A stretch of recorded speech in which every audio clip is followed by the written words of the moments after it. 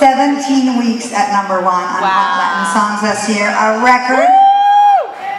Top-selling Spanish language album of the year, con su regreso a la salsa, señores y señoras, Marc Anthony.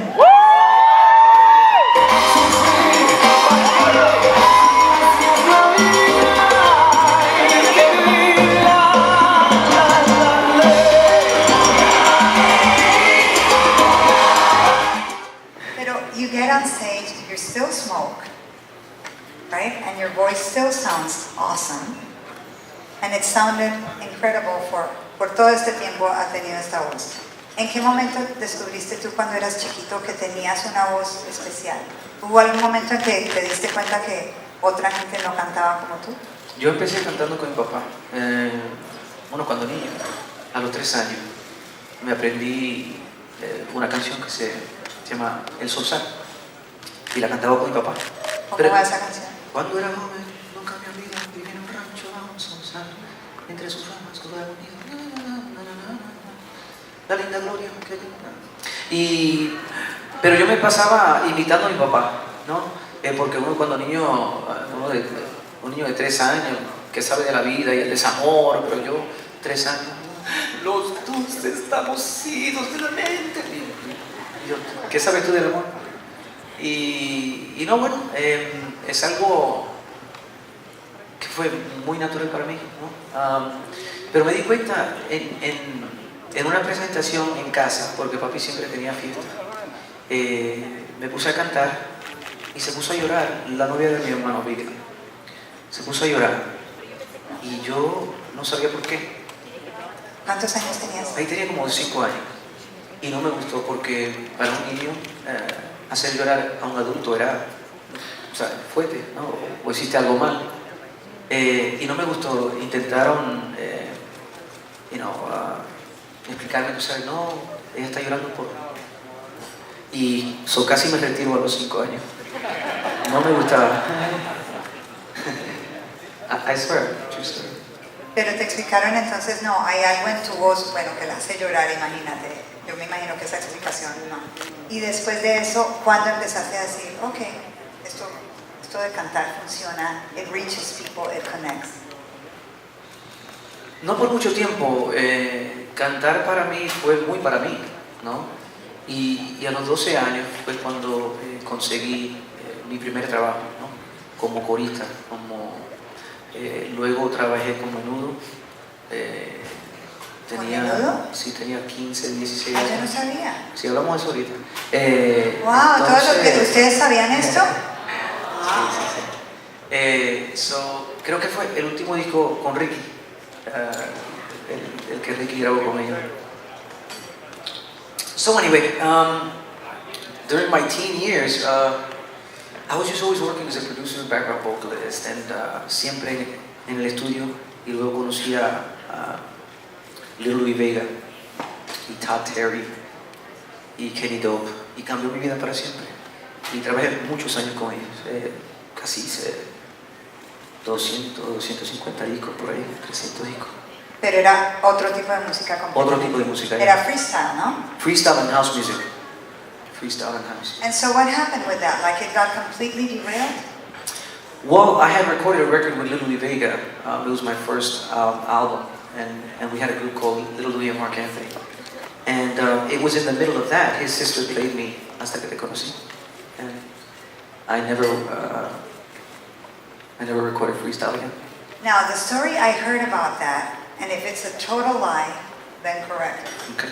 Pero I heard somewhere that you were driving in Manhattan y que sonó la canción en la radio. Yes? I was definitely driving in Manhattan, and I heard it on the radio because Lil Louis Vega's sister said, "You have to hear this song." She put on a cassette, and I heard it, and en mi vida hubiese pensado que iba a cantar en tiempo de salsa. En mi vida, pero cuando oí esta canción, te juro que vi luces. I saw light. I saw just clarity. I knew that the song was going to change my life. Y llamé a mi representante para ese entonces, David Maldonado, le dije, oye, acabo de oír esta canción Hasta que lo conocí de Juan Gabriel, y él me dijo, sí, pero ya la grabó. y si lo haces en salsa, that'll be the only way.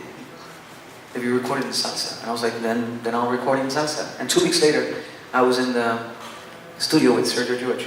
We had no idea what we were doing. Had you met Sergio George Yes. then? Did you guys know each other? I knew Sergio because he was always around RMM and he had done a lot of records for Tito Nieves and he used to play with Tito. And so I knew him, but they just put us in a room and it was just, we was looking at each other and it was like, so what are we going to do? Like, I don't know. And I think that that's where the sound came from. This refreshing sound, because my sensibilities were, just pop music. I used to listen to Motown. I used to listen to, Gladys Knight and the Pips. I used to listen to, Marvin Gaye and Luther Vandross. And then you shove me in a studio, and I just think that it was that sort of sensibility that made it sound different. I once spoke with Sergio and he said that he thought that first album, Contra la Corriente, right? Or was it Marc? Otra nota. Otra nota, perdón. Él dice que él cree que ese álbum fue, it marked un antes y un después en la música de la salsa. Sergio thinks that you guys completely rewrote the genre with that album. Do you see it that way too? I don't know.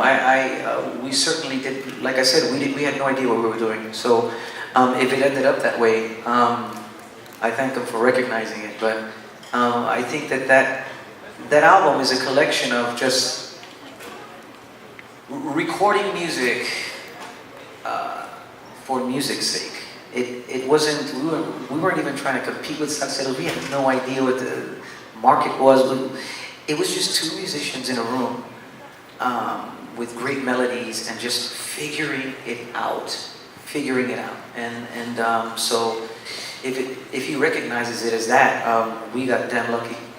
Now, do you ever, like when you hear it back then, cuando lo estaban grabando, did you ever think, oh my God, this is a mess, esto está, like who's going to want to hear this? This is too weird, this is too strange, mi voz suena muy rara cantando esta música.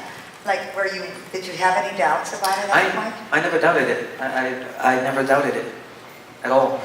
I was surprised that my Spanish was that decent because I was born and raised in New York and I thought that my pronunciation was really good. And I played it for my mom, like, right? This is like, I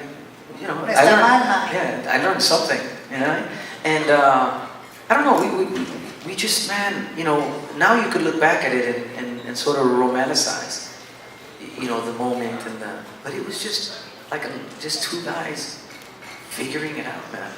De hecho, I remember, and I asked you this last time. This is vodka. And in my book, I start the book with this anecdote. No estaba, es vodka.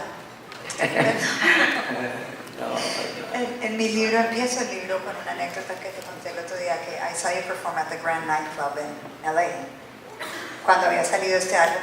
Y Marc tenía el pelo largo en una cola de caballo, ¿se acuerdan cuando lo tenía así? Sí. Bueno, I thought you were cute. Y usaba gafas.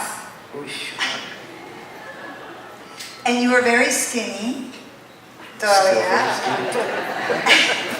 I maintained myself. And the band wasn't yours. I remember that too, que te había tocado contratar el band in LA because you couldn't still travel with your whole band. So you did all kinds of stuff when you were starting. You don't remember any of these early gigs? I do. I remember Henry Cardenas. He booked me in Chicago. I don't know. He gave me like $200 or something like that. Remember that? You cheap mother. No, I was kidding. Henry, qué vergüenza. Was it $500? Was it $500? I ended up with $200 anyway. Yeah. And I know it's disgusting. So I go to this show. I don't remember where it was. Was it the Aragon Ballroom or something like that? The Aragon. And I go, and I didn't even have a band. I went with a DAT. Remember the DAT cassettes? Oh my God. So I'm like, oh, sick. And so I go, and the first song, the DAT snaps. People didn't know who I was, and it's the first song. I had no idea what I was doing. And I just started singing a cappella. And that's when people started clapping, and I said I have another one, and I sang another song, but it was all a cappella. And I remember that one. But that's when I wasn't, I used to sing in English with Little Louie, and I used to do shows, and I hated being on stage. And David Maldonado, who was my manager at the time, told me, Marc,